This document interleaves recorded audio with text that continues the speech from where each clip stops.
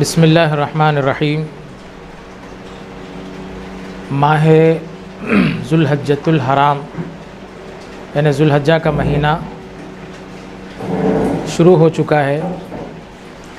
احادیث مبارکہ میں اس مہینے کی بڑی فضیلت آئی ہے، چنانچہ نبی کریم رؤوف الرحیم صلی اللہ علیہ وآلہ وسلم کا ارشاد گرامی ہے۔ آپ صلی اللہ علیہ وسلم فرماتے ہیں کہ ذوالحجہ کے 10 دن اللہ سبحانہ و تعالیٰ کے پاس بڑی اہمیت کے حامل ہیں، اور اللہ جل مجدہ نے ان 10 دنوں کی قرآن مجید میں قسم کھائی ہے۔ چنانچہ ارشاد فرمایا، اعوذ باللہ من الشیطان الرجیم، بسم اللہ الرحمن الرحیم، والفجر ولیال عشر۔ اور یہ لیال عشر سے مراد ذوالحجہ کے شروع کے 10 دن کی قسم کھائی ہے، کیونکہ اس میں ان 10 دنوں میں عظیم شعائر اللہ حج جیسی عبادت کی جاتی ہے، اس کے مناسک ادا کیے جاتے ہیں، وقوف عرفات ہوتا ہے، اللہ کے لیے منی میں قربانیاں کی جاتی ہے، اس لیے یہ 10 دن بڑی اہمیت کے حامل ہیں۔ اب اس 10 دنوں میں جو لوگ استطاعت والے ہیں وہ تو حج کریں گے، لیکن جو استطاعت نہیں رکھتے وہاں تک پہنچنے کی، ان پر اللہ سبحانہ و تعالیٰ نے کچھ دوسری چیزیں، کچھ چیزیں فرض کے درجے میں، کچھ چیزیں واجب کے درجے میں فرمائی ہیں۔ ان میں ایک ہے حضرت سیدنا ابراہیم علیہ السلام کی یادگار، جس کو ذبح عظیم کے نام سے یا قربانی کے نام سے عام طور پر جانا اور سمجھا جاتا ہے۔ یہ بات کسی سے چھپی نہیں ہے کہ یہ واقعہ در حقیقت حضرت سیدنا ابراہیم علیہ السلام اور حضرت سیدنا اسماعیل علیہ السلام دونوں، یعنی ایک والد ہیں اس میں اور ایک بیٹے ہیں، دونوں کی قربانیاں شامل ہیں۔ ان دونوں کی قربانیوں کو اللہ سبحانہ و تعالیٰ نے بہت پسند کیا، نہ صرف پسند کیا بلکہ آنے والی امتوں پر بھی صبح قیامت تک امت میں جو صاحب استطاعت ہیں ان پر قربانی کو اللہ سبحانہ و تعالیٰ نے واجب فرمایا۔ چنانچہ قرآن مجید میں ارشاد فرمایا، وَتَرَكْنَا عَلَيْهِ فِي الْآخِرِينَ، کہ ابراہیم علیہ السلام کے اس قربانی کے عمل کو ہم نے بعد میں آنے والوں کے لیے چھوڑا ہے، باقی رکھا ہے۔ اس میں ایک بات قابل غور ہے، وہ یہ ہے کہ اللہ سبحانہ و تعالیٰ نے امت مسلمہ پر، نبی کریم صلی اللہ علیہ وسلم کی امت پر قربانی کو واجب قرار دیا۔ قربانی کے وجوب کے لیے چند باتوں کا جاننا بہت ضروری ہے، عموماً اس میں لوگ غلط فہمی کا شکار ہیں۔ سب سے پہلی بات یہ ہے کہ قربانی کس پر واجب ہے اور قربانی کون کرے۔ تو اس میں ایک بات یاد رکھیں، شریعت نے 2 نصاب مقرر فرمائے ہیں، ایک سونے کا نصاب ہے، ایک چاندی کا نصاب ہے۔ سونے کے نصاب میں 2 باتیں ہم کو ملتی ہے، ایک 60 گرام 755 ملی گرام یعنی قریب 6.25 تولے سونا ہوتا ہے، ایک نصاب ہے۔ دوسرا نصاب 7.5 تولے کا ہے۔ آپ زیادہ کا لے لیں تو کم اس میں خود بخود شامل ہو جائے گا، کم کا لے لیں تو بھی کوئی بات نہیں، یہ نصاب یہ نصاب، 2 میں سے کوئی ایک لے سکتے ہیں۔ اب دوسرا نصاب جو اللہ کے حبیب صلی اللہ علیہ وسلم نے اپنی باقی رہنے والی شریعت میں یہ فرمایا کہ 52.5 تولے چاندی۔ اگر کسی کے پاس سونے کا نصاب ہے تب بھی قربانی واجب ہے، اور اسی طریقے سے اگر کسی کے پاس سونا بالکل نہیں ہے لیکن چاندی کا نصاب اس کے پاس پایا جاتا ہے، یعنی 52.5 تولے چاندی، موجودہ دور کے حساب سے اگر 52.5 تولے کی قیمت طے کرتے ہیں تو 35 سے 40 ہزار تک اس کی قیمت بنتی ہے۔ تو اس اعتبار سے اگر دیکھا جائے تو قربانی اس پر بھی واجب ہے، اس پر بھی واجب ہے۔ اب اس سے ہٹ کے ایک اور چیز ہم کو دیکھنا ہے، زکوٰۃ کے واجب ہونے کے لیے بھی یہی شرطیں ہیں، قربانی کے واجب ہونے کے لیے بھی یہی شرطیں ہیں، لیکن زکوٰۃ میں اور قربانی میں تھوڑا سا فرق ہے۔ زکوٰۃ کے لیے مقررہ نصاب پر، یعنی ابھی جو نصاب بتایا گیا 52.5 تولے چاندی یا 60 گرام 755 ملی گرام پر 1 سال کا گزرنا ضروری ہے۔ اب ان 1 سال کے گزرنے میں اس کے پاس اتنا مال نہیں ہے جتنا بیان کیا گیا ہے، کم ہو گیا ہے یا بہت کم ہو گیا ہے، وہ خود قرضے میں آ گیا ہے تو اس سے زکوٰۃ ساقط ہو جاتی ہے، زکوٰۃ دینا ضروری نہیں۔ لیکن قربانی کا معاملہ ایسا ہے کہ مال پر سال کا گزرنا ضروری نہیں ہے، یوں سمجھ لیجئے اگر کسی کے پاس 10, 11, 12 ان 3 دنوں میں بھی اتنے پیسے آ جاتے ہیں، یعنی 6.25 تولے سونے کے پیسے آ جاتے ہیں یا نہیں 52.5 تولے چاندی کے پیسے آ جاتے ہیں، تب بھی اس پر قربانی واجب ہے۔ اس واجب سے وہ راہ فرار اختیار نہیں کر سکتا۔ اب اس میں جو غلط فہمیاں ہمارے درمیان ہیں وہ یہ ہے کہ بعض حضرات یہ سمجھتے ہیں کہ ایک سال ماں کے نام سے قربانی دیں گے، دوسرے سال باپ کے نام سے قربانی دیں گے، چلو یہ سال ایسی ڈھکل دیے گزر گئے، پھر ایک سال ملا تو اس سال کسی اپنے بڑے بزرگ مرحوم کے نام سے قربانی دے دیے، قصہ ختم ہو گیا۔ ایسا بالکل چلنے والا نہیں ہے۔ اچھا، بعض حضرات یہاں پر یہ خوش عقیدگی میں یہ کام یہ بھی کرتے ہیں کہ میں پہلی بار قربانی دے رہا ہوں لہذا سرکار دو عالم صلی اللہ علیہ وسلم کے نام سے میں قربانی دیتا ہوں۔ ٹھیک ہے، بہت اچھی بات ہے، لیکن آپ اگر سرکار دو عالم صلی اللہ علیہ وسلم کے نام سے قربانی دیں گے تو آپ کی قربانی کون دیں گے؟ آپ پر جو واجب ہے وہ تو ادا کرنا ہی کرنا ہے۔ استطاعت ہے تو آپ سرکار دو عالم صلی اللہ علیہ وسلم کے نام سے بھی دیجئے، اگر استطاعت نہیں ہے تو آپ اپنی قربانی آپ دیجئے، بس یہ کافی ہو جائے گا۔ اب حضور پاک صلی اللہ علیہ وسلم کی قربانی سنیے۔ نبی کریم صلی اللہ علیہ وسلم قیام مدینہ منورہ، یعنی جب تک آپ صلی اللہ علیہ وسلم مدینہ منورہ میں جلوہ افروز رہے، ہر سال 2 دمبوں کی قربانی فرمائی، یعنی دمبے یعنی مینڈے بکرے جو نہایت صحت مند اور فربا قسم کے ہوتے ہیں، ہر سال 2 دمبوں کی قربانی آپ نے فرمائی۔ تو کسی نے سوال کیا یا رسول اللہ صلی اللہ علیہ وسلم یہ 2 کی قربانی؟ تو آپ صلی اللہ علیہ وسلم نے ارشاد فرمایا، اور قربانی کے وقت بوقت ذبح آپ نے دعا بھی یہی فرمائی، الہی اس ایک جانور قربانی کے جانور کو محمد صلی اللہ علیہ وسلم کی طرف سے قبول فرما، اور ایک جو جانور دوسرے آپ نے ذبح فرمائی اس کو کیا فرمایا؟ الہی اس کو میری ساری امت جو قیامت تک آنے والی ہے ان کی طرف سے قبول فرما۔ تو یہ ایک بکرے میں آپ صلی اللہ علیہ وسلم نے ساری امت کو جو شریک فرمایا ہے، امتی یہ کام نہیں کر سکتا۔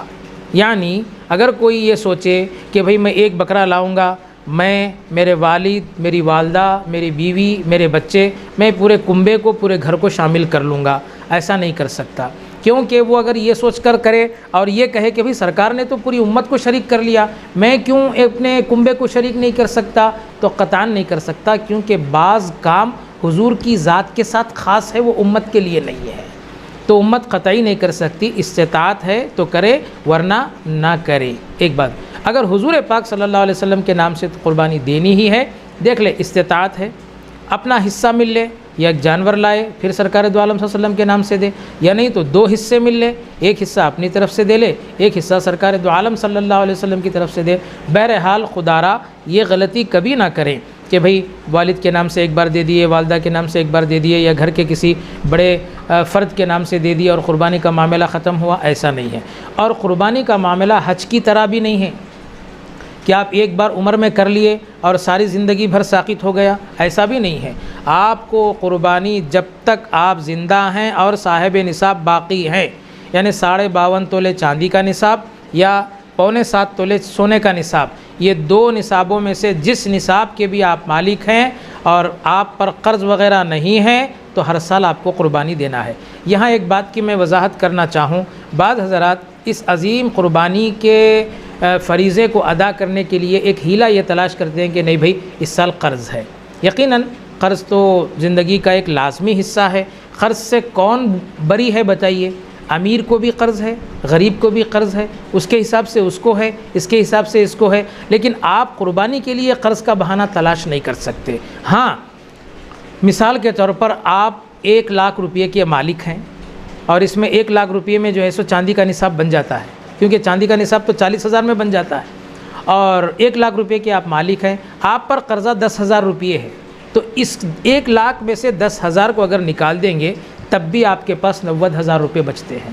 تو اس اعتبار سے 10,000 نکال بھی دیے گئے تو قرضہ ضرور ہے، لیکن آپ شریعت میں قربانی کے عظیم فریضے سے راہ فرار اختیار نہیں کر سکتے، کیونکہ ابھی نصاب آپ کے پاس باقی ہے۔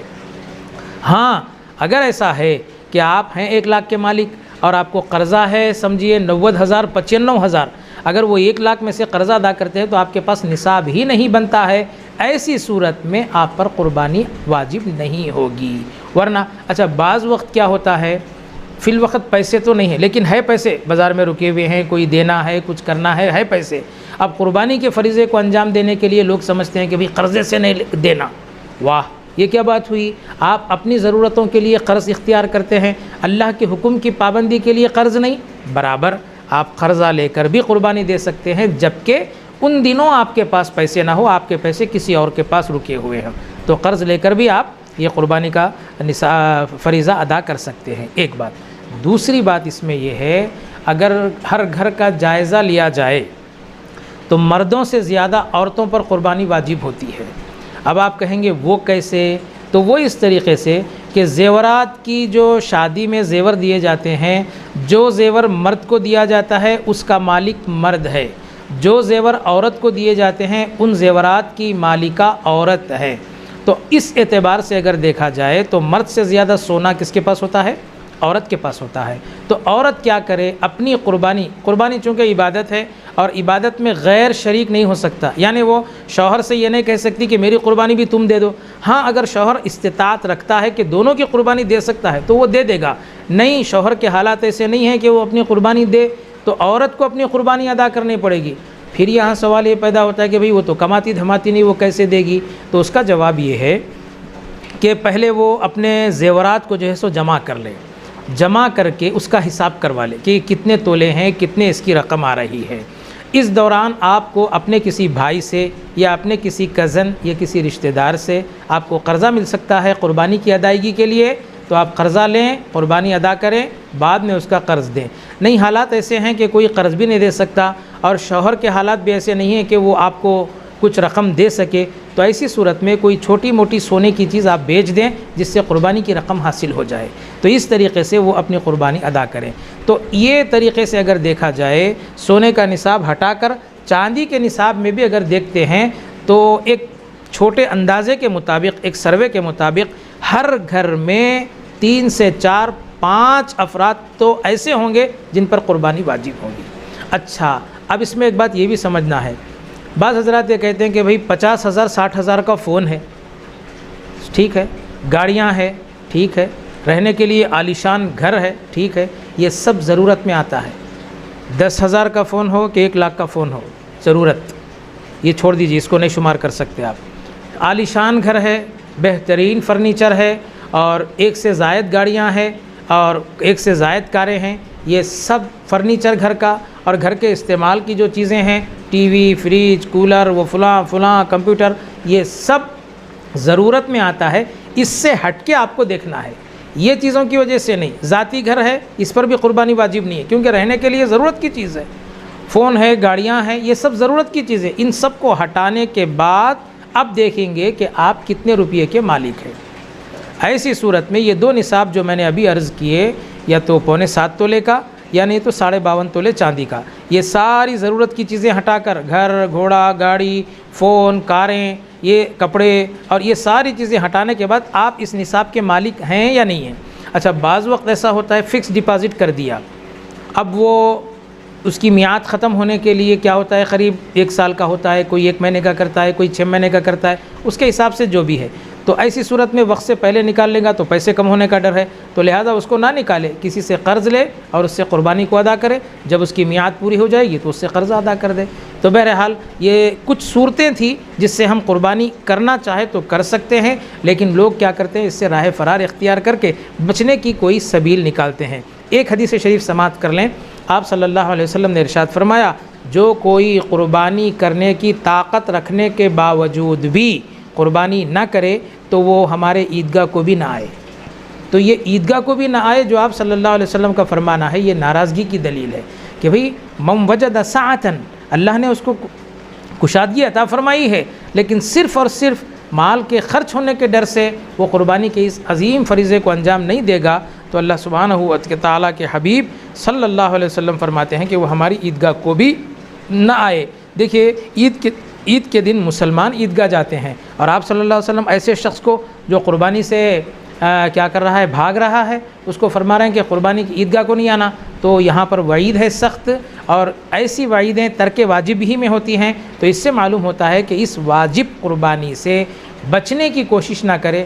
ہاں اگر استطاعت نہیں ہے تو شریعت آپ کی طرف متوجہ بھی نہیں ہے، آپ سے کہتی بھی نہیں کہ آپ قربانی کریں، تو بہرحال اس چیز کا خیال رکھیں۔ اور عید کے دن جو سب سے پسندیدہ کام اللہ سبحانہ و تعالیٰ کے پاس ہے، نبی کریم صلی اللہ علیہ وسلم ارشاد فرماتے ہیں کہ عید کے دن جانور کا خون بہانے سے بہتر، یعنی قربانی کرنے سے بہتر کوئی عمل نہیں ہے۔